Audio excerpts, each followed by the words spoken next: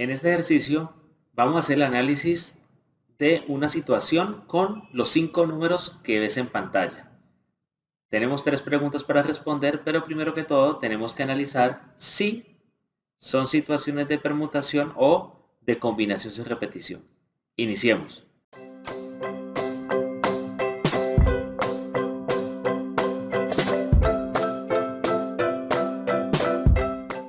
Se nos indica, con los números 3, 5, 6, 7 y 9, ¿cuántos productos distintos se pueden obtener multiplicando dos de estos números?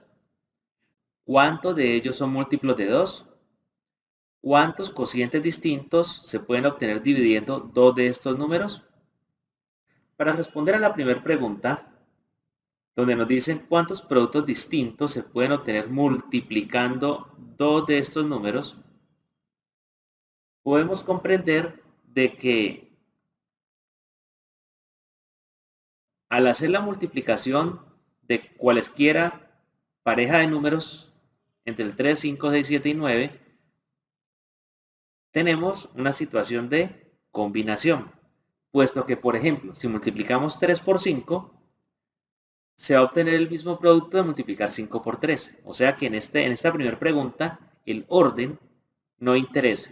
Lo que interesa es tener un producto que resulte de multiplicar dos números. Por lo tanto, es una situación de combinación.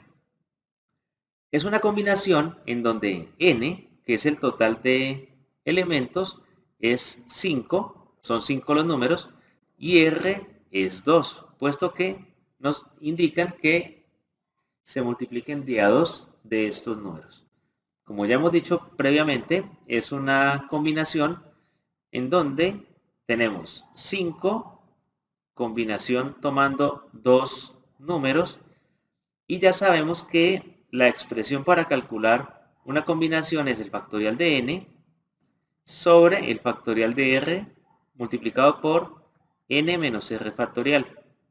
Acá vamos a hacer la sustitución de valores. Tenemos en el numerador factorial de 5 sobre, en el denominador tenemos el factorial de 2 por n, que es 5, menos 2, que es r factorial. Y aquí hacemos la operación indicada en el denominador. Tenemos factorial de 2 por 5 menos 2, 3 factorial. Vamos a proceder a hacer la simplificación, en donde en el numerador tenemos 5 por 4 por 3 por 2 por 1 sobre factorial de 2, es 2 por 1, por el factorial de 3, que es 3 por 2 por 1. Entonces, la simplificación aquí la haremos con parejas de números iguales. Podemos simplificar el 3, el 2, pues lógicamente este 1 también lo podemos quitar. Aquí lo podemos simplificar. Nos queda en el numerador 5 por 4 y abajo nos queda un 2. Simplifiquemos este 2 sacándole mitad, y al 4 le sacamos mitad, es igual a 2. ¿Qué significa esto? Que solamente nos ha quedado la multiplicación de 5 por 2, que es igual a 10, y tenemos como primera respuesta en nuestro ejercicio que multiplicando de a dos números vamos a tener 10 productos distintos. La segunda pregunta nos dice cuántos de ellos son múltiplos de 2. Entonces, para responder esta segunda pregunta, vamos a primero mirar los elementos que tenemos. Tenemos los números 3, 5, 6, 7 y 9. Escribámoslos acá. 3, 5, 6, 7 y 9. Cuando leemos la pregunta de cuántos de ellos son múltiplos de 2, o sea, cuántos productos son múltiplos de 2, tenemos que comprender primero que solamente al multiplicar por el número 6 podemos obtener un producto par, o sea, un producto que sea múltiplo de 2. Esto significa de que como estamos multiplicando de a dos números, solamente obtendremos múltiplos de 2 al multiplicar por 6, y por lo tanto podemos hacer el conteo así: 1, 2, 3 y 4. O sea, es la única manera de que al multiplicar esas parejitas de números nos dé par. Cualquier otra pareja de números que tomemos nos va a dar siempre impar. Esto significa que para la segunda pregunta no hubo necesidad de plantear una combinación.